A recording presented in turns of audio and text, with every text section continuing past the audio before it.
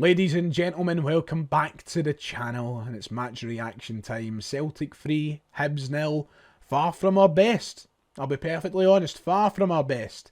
But still, 3 points, 3 goals, a clean sheet thanks to an outstanding KASPER SCHMEICHEL performance. And guess what? We extend our lead at the top of the Scottish Premiership even further. That's right, the gap has gotten bigger. Let's talk about that. Like and subscribe and all that jazz if you haven't already. It would be appreciated. Very close now to 47,000 subscribers. So keep pressing those buttons. And welcome to another match reaction today. Following on from Celtic's success midweek up in Pittodrie. Another difficult game at Parkhead against Hibs this afternoon where Celtic were far from their best. I think we can be brutally honest about that. You know, I don't think there's any beating around the bush. Far from our best. Not a vintage Celtic performance by any stretch, but you know, to walk away and say those sorts of things, that we were far from our best and far from being a vintage performance, yet we still win 3-0.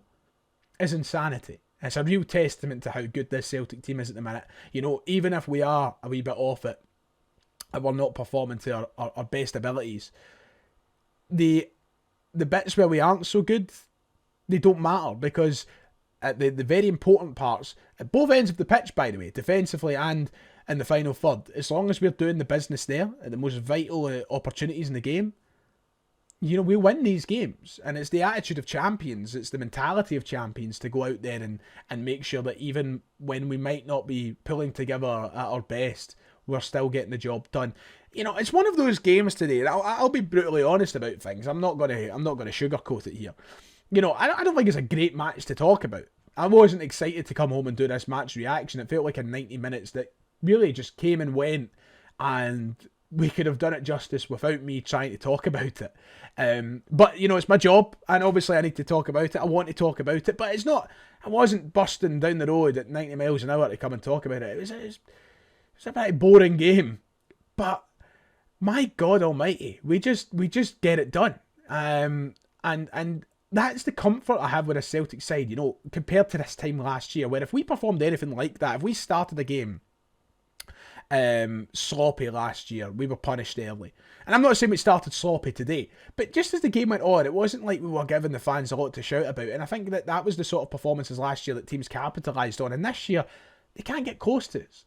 One of the main reasons for that is the goalkeeper that we've got. You know, when he's having performances like he did today, you know, how are teams going to score against us? It's nuts. It's crazy. KASPER SCHMEICHEL was unbelievable. He's got to be the biggest talking point of this match reaction, for Christ's sake. But Celtic right now are flying. Absolutely flying. And long may it continue. Aberdeen dropped points again today with a draw, which means we are 9 clear of Aberdeen with a game in hand over them. Nuts to think about. Aberdeen's battle for second place is becoming harder and harder, but Celtic's battle for the league title is becoming easier by the game. They've hit that rocky patch that we knew would happen, we knew it would come at some point.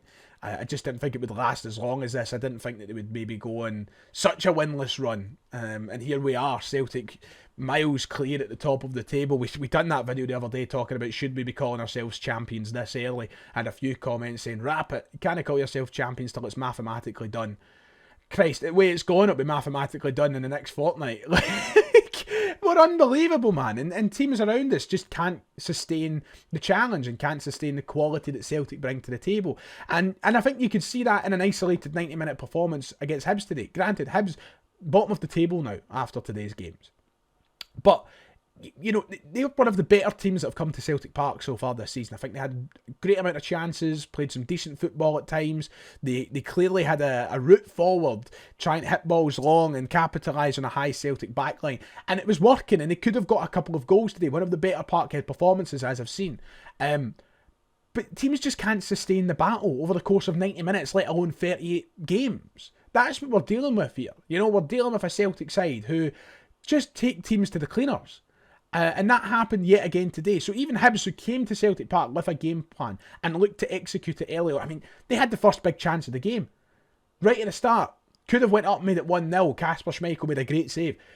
But didn't face Celtic. It didn't stretch Celtic out or worry us. We just kept going. And if you think that Celtic are going to crumble at any point this season and there's going to be a tricky foot part where we maybe go 3 or 4 games in a winless run, it's not going to happen. We're just so good.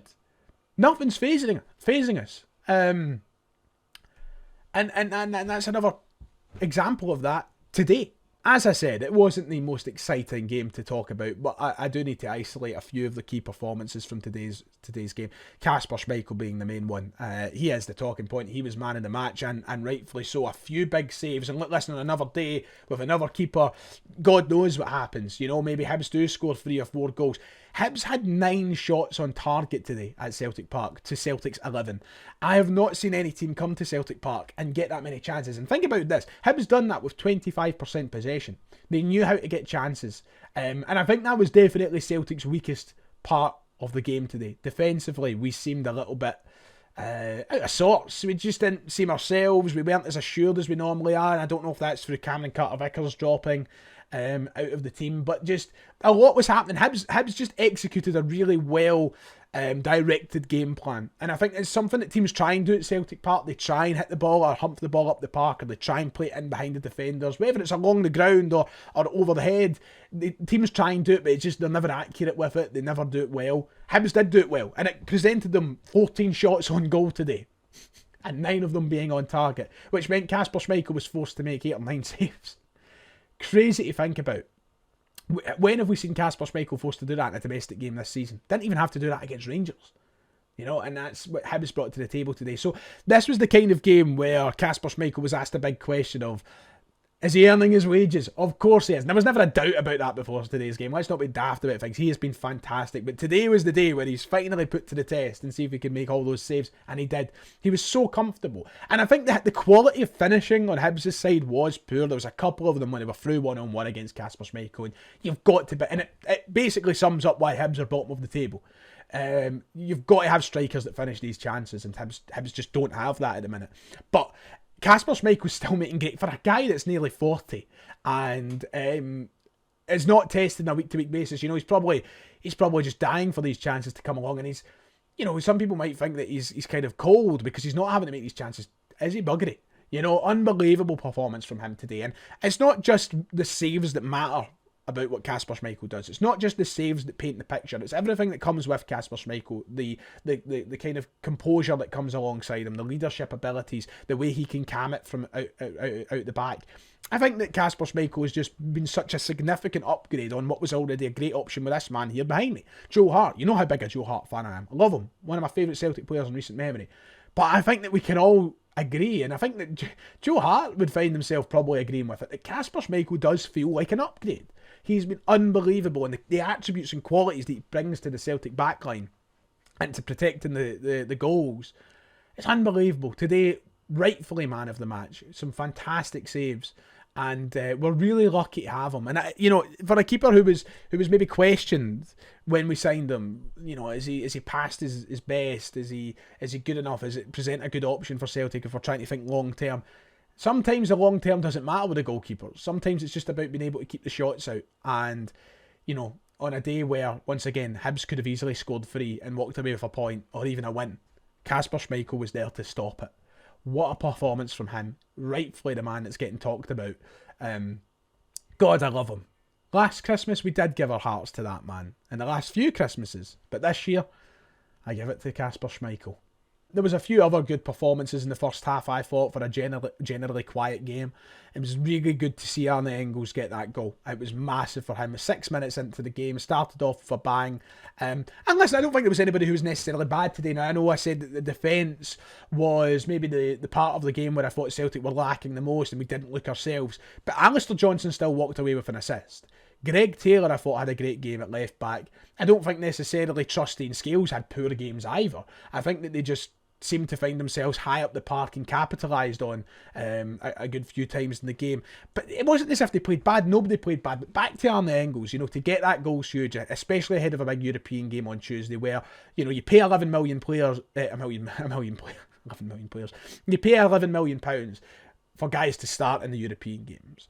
And for somebody who's came under some heavy criticism in recent weeks from the Celtic support, to get a goal today and to reassure Celtic fans of the quality that he does have, you know, that's huge. And listen, I know it's a tap-in at the end of the day, But I thought that his game alongside it, the minutes that he did play, obviously was subbed off kind of late into the second half. But there's nothing wrong with his performance today. I don't think it was great, but it was good. It was fine. It was solid. It was reassuring, which is the main thing. And I've never doubted Arne Engels. I've been a constant backer of him through this criticism. But to see him get that goal is massive. And I thought the partnership between him and Luke McCowan looked good. To be quite honest, I enjoyed it. I think. One thing that we've got to talk about is how Luke McCowan has looked good in any midfield he's been put in. Last week he was put alongside Paulo Bernardo. This week he was put alongside Arne Engels. Pretty sure back when he scored his first goal for the club he was playing alongside Hatate. I might be wrong on that. But he's just looked comfortable playing alongside anybody. It's not fazed him. He is looking unbelievable, Luke McCowan. I thought he played well today again. He was unlucky not to score. He hit the bar in the first half. The finish was a bit poor, but listen, the ball comes flying to him. He takes his first time shot, and it's just went unlucky.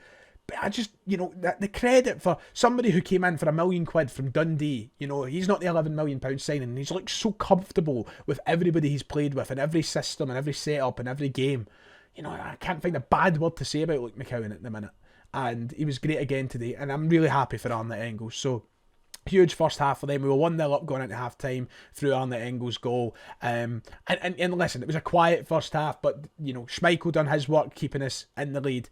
We got our goal, and there wasn't too much worry. Second half, it was fine. Look, listen, the scoreline does a lot of flattering for Celtic today. 3-0. Joe Newell got an own goal, which made it 2-0 at the time. 3-0 through Kyogo's finish. We'll come back to that in a minute or two. But, listen, it was a really weird game because, as I said, I don't think anybody was necessarily poor today. I'm not going to come on here and say he was rotten, because I didn't feel like that about anybody. But there's equally, I don't feel like there was anybody who was going, oh, he was great. It was just such a bang average game of football that Celtic done well to find 3 goals in, and KASPER Schmeichel was man of the match, so we didn't concede any. That is genuinely how I summarise today's game. There was not an awful lot of talking points. It's just one of those general Saturday 3 o'clock clocks at Celtic Park when you expect Celtic to get the job done, and they got the job done. But second half, look, listen, Hibs got a great amount of chances, and Schmeichel was there to answer. Celtic got their 2 goals. The subs looked good. We got through it without any injuries, anything daft. I don't know what you want me to say. I really don't. We could have been more excited, definitely. And I hope it's... Listen, I already know there's going to be a couple of people. I've seen this recently with people coming on to the comment section and going, does it not concern you? We've had a few of these games now where we haven't been great and yada. Why would it concern... We won 3-0.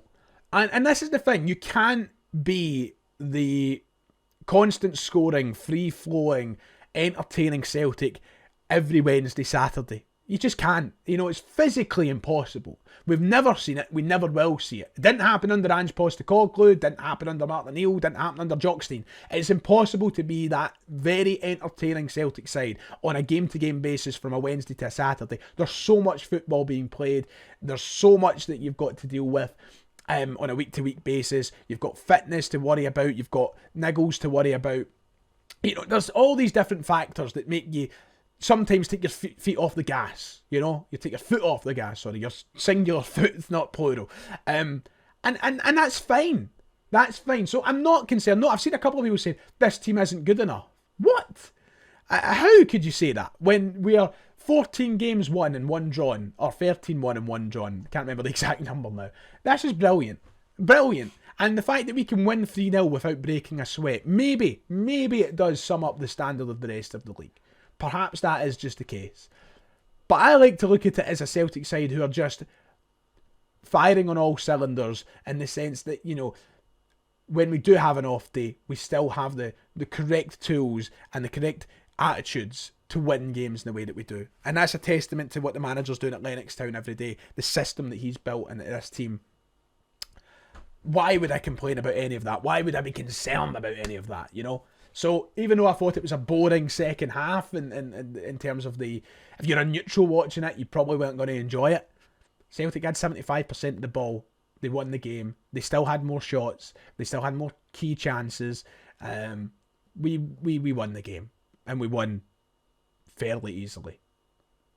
So 3-0 might have flattered us, but we deserved it. And when I say 3-0 flattered us, I need to stress that that's just for our standards, you know. That's a great performance. I think if you've seen Dundee do that today, or Hearts, or if you've seen Hibs do that today, or Rangers, let me just use Rangers as the example. If Rangers won 3-0 today, and things happened and transpired the exact same way it did for Celtic, people would be ranting and raving. You know, the World Cup went inside. That's how it would go. But it's just the standards that are now expected of Celtic that make this sort of performance feel like it wasn't great. But it is, and we should all appreciate it and celebrate it. Kyogo's goal was fantastic. Very good finish from him, chipping the goalkeeper. Forrest with a lovely wee pass through to him as well, and a great finish. He needed that, and I feel like I've been saying that a lot about Kyogo this season. Whenever he scores, he needed that, but he did, because his numbers haven't been great, and we've got a big game on Tuesday where you need the strikers scoring goals. Adamida will obviously feel hard done by that his didn't go down as his goal went down as an own goal, but it's huge for both him and Kyogo to be kind of involved in goals today. So, yeah, listen, I'm happy. I'm cheery. Thumbs up from me. Brendan Rodgers, God bless you. Christmas time is good. Right, that's it. This has been a mess of a match reaction. It's just one of those games. Listen, I don't know what you expect of me, to be honest. They were even struggling to talk about it on the radio tonight. It's just it's business as usual for Celtic. And that's what I love about things at the minute. Kasper Schmeichel, give him a bonus. And everybody go and enjoy your weekend. There you go. Simple as that. Like and subscribe. I'll see you all next time.